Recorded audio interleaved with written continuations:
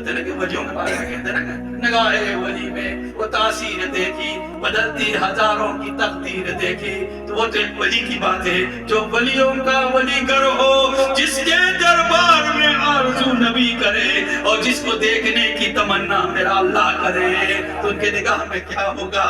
وہ نگاہ تاثیر۔ تو جماعت بن رہی ہے، جماعت بنایا آپ نے، وہ جماعت کیسی بنائے؟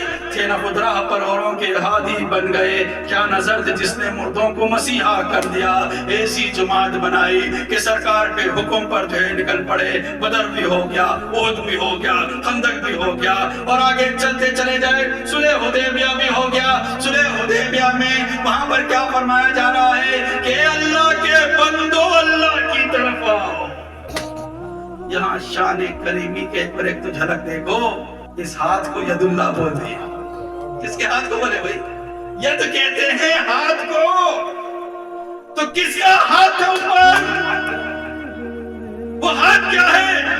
وہ فی مرتبت الغیب اللہ، وہاں پر حی القیوم جو تھا، وہ کا جو مالک تھا، پردہ سے سامنے آکے روح مصطفیٰ کے ذریعے سے جو صحابہ کی آپ نے بیعت کی، اس کو بیعت رضوان کہتے ہیں۔ اس بیعت رضوان کے نتیجے میں صحابہ کو جو مقام کیا ملا، رضی اللہ تعالیٰ عنہ کا مقام۔